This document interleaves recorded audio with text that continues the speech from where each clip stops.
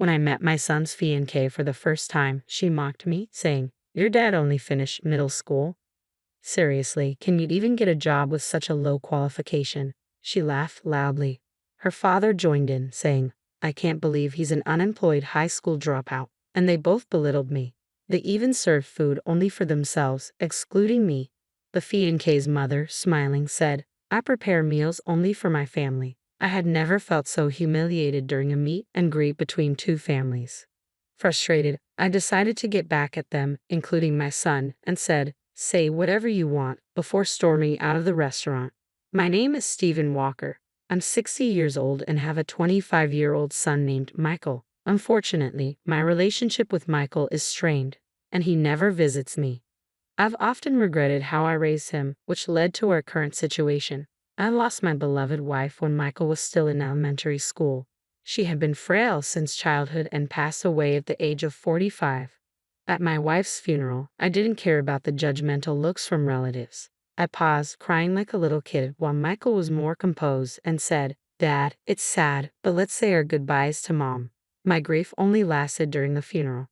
I was running a real estate business that I had inherited from my father.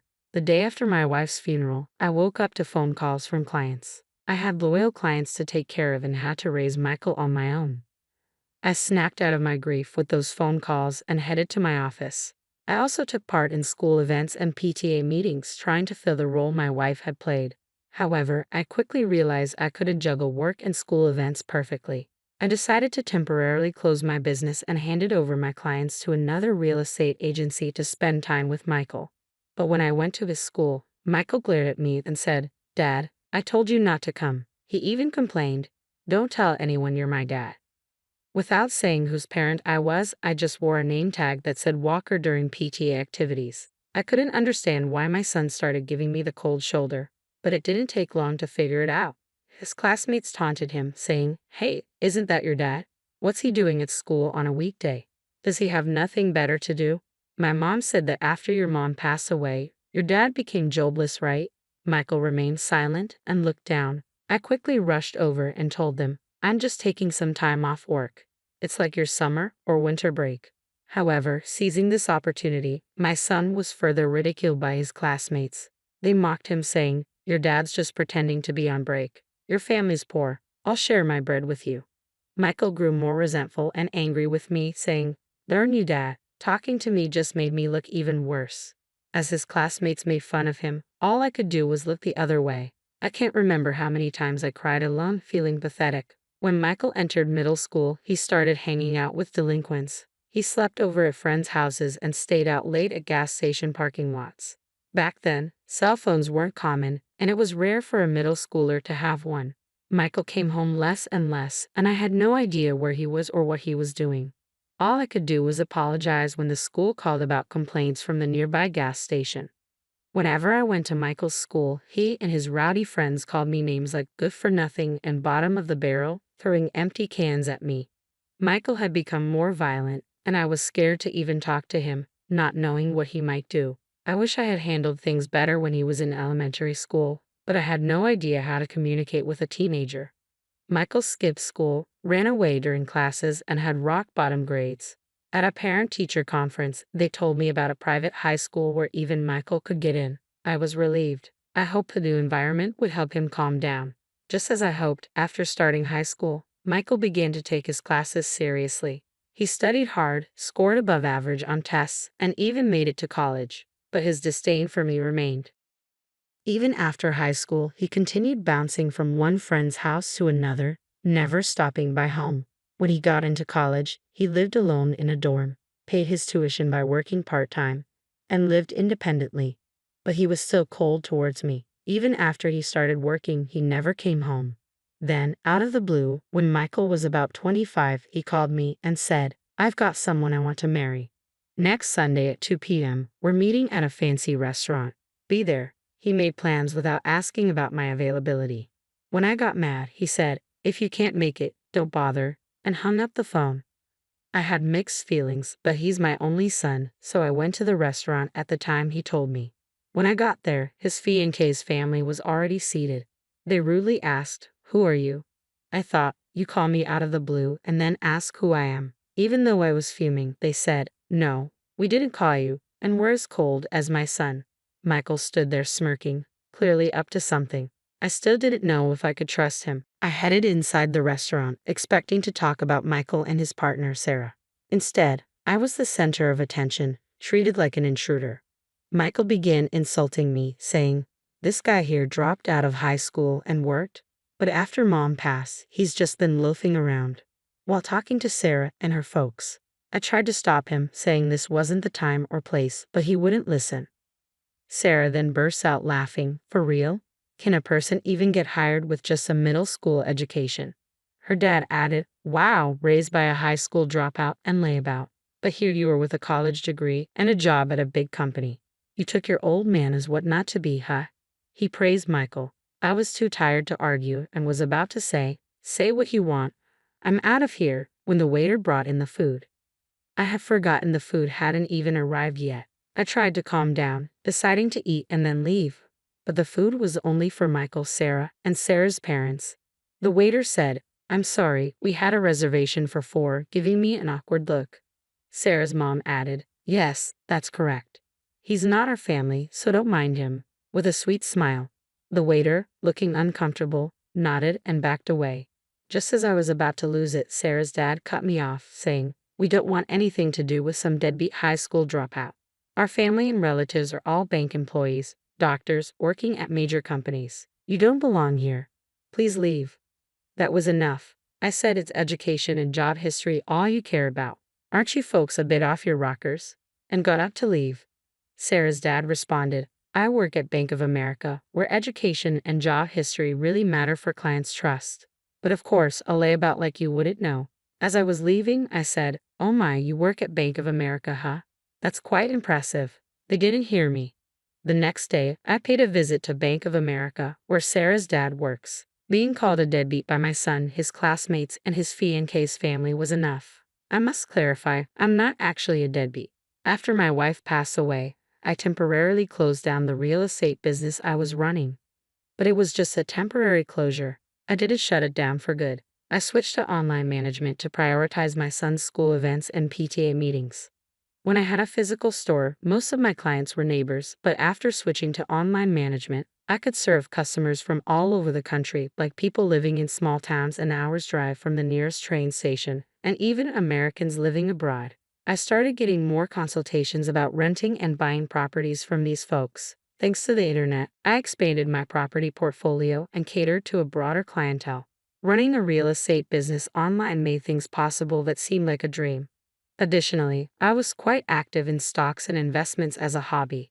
Currently, I have $50 million deposited in Bank of America, where Sarah's dad works. Upon arriving at the bank, I promptly requested to speak with the branch manager and explained everything that happened the day before. I said, "I was told by one of your employees that this bank operates on trust built on educational background and work history, so I've lost all trust in this bank because of that statement. Could you please proceed with the account closure?"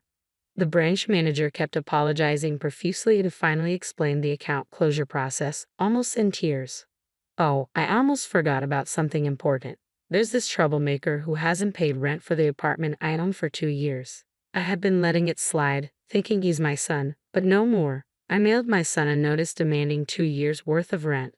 3 days later, Sarah's dad and my bonehead son came storming into my house. "Why did you rat me out to the branch manager?" "That was underhanded, Dad. What's the deal with that notice?" "If you're the manager, cover for me," Michael said, fuming. I sighed and replied, "I lost trust in the bank after learning about your practice of judging clients based on education and work history. Are you panicking because of what one person said? Do you have something to hide?" And Michael, "Just because we're family doesn't mean you can skip paying rent. Pay your own rent," Sarah's dad shouted. "Because you stirred the pot, I got a bunch of complaints from my clients. My boss chewed me out because of what you did."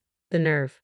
"Oh no, I didn't stir the pot. I just shared this story casually with my relatives and clients. I didn't tell them to close their accounts," I said with a smile. My son snapped, "What clients, Dad? You're just a deadbeat, aren't you? You think a deadbeat could afford to build a huge house in a prime location and still maintain this lifestyle?" "I even did some renovations recently," I replied. Michael looked baffled. "Huh? What's that? Did you go into debt or something?" I'm really fed up with you. I took a break from my real estate job for a while and then switched to running an online business, which I'm still doing. How many times do I have to tell you I'm not a bum? I said. My son's face turned pale. What? I had no clue. I thought you were just working part-time. Sarah's dad started yelling, You're a real piece of work, keeping your occupation secret even from your own son. Annoyed, I said, Say whatever you want, and closed the front door. Outside, I heard them shouting, You've ruined my reputation. I'm gonna sue you.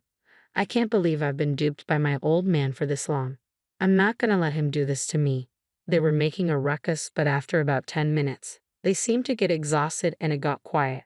Once they realized that shouting was meaningless, I figured they wouldn't bother coming around again. I let out a sigh of relief and went to make myself a cup of coffee. Just then, I heard my son's voice outside again. You big fat liar. What are you still here for? I said as I looked out the window to see Sarah's dad and my son spray painting my front door. You've got to be kidding me. What are they up to? Just as I was about to go outside and give them a piece of my mind, I heard a police siren getting closer. Could it be that someone in the neighborhood called the cops? My hunch was right. When I went outside, the two of them were being detained by the police who showed up because of a neighbor's complaint. Ah, there he is, that big fat liar. I lost all my credibility at work because of him.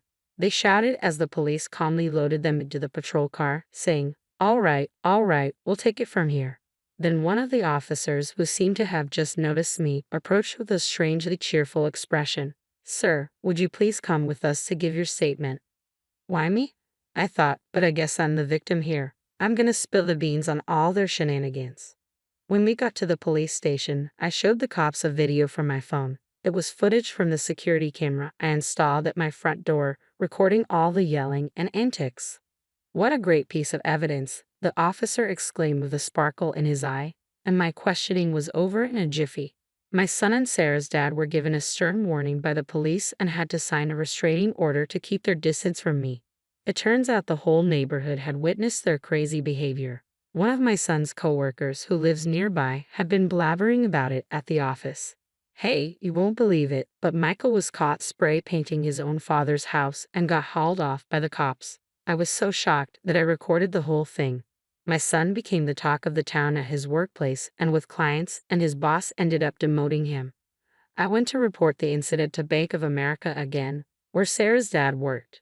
When I showed the manager the security camera footage on my phone, his face turned white as a sheet. I heard that Sarah's dad finally got fired. Naturally, she called off the engagement with Michael. Both Michael and Sarah's family fled to a rural area. Apparently, Sarah's parents even came to work part-time at the gas station run by my brother. They're no good, my brother said. Couldn't get the hang of stocking shelves no matter how many times I showed them. Had to give them the boot pronto. Word has it that the nearby gas stations and farmers did the same. According to my brother, it seems Sarah's parents can't land a steady job and are bouncing from one gig to another at gas stations and farms. Furthermore, I heard that Sarah showered her boyfriends, including my son, with high-end gifts like watches and was in debt because of that. The little money her parents make from their part-time jobs apparently goes straight into paying off their daughter's debts. It's a mystery how they're making ends meet. It's been 5 years since then, and my son is now 30. It seems like he's changed for the better after being treated with kindness from folks in the small town he moved to. He came to me a couple of times and apologized sincerely. I was naive and immature. I didn't even try to understand your job and just labeled you as a good-for-nothing. I can't apologize enough for how much I regret it.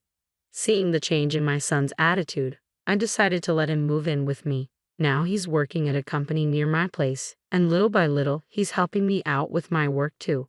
But don't get me wrong, he's still wet behind the ears, and I don't trust him completely. I'm hesitant to hand over all my work to him, but I'm going to observe his behavior and attitude towards work and make decisions accordingly. If he proves he's really turned his life around, I might consider handing over the reins of my business.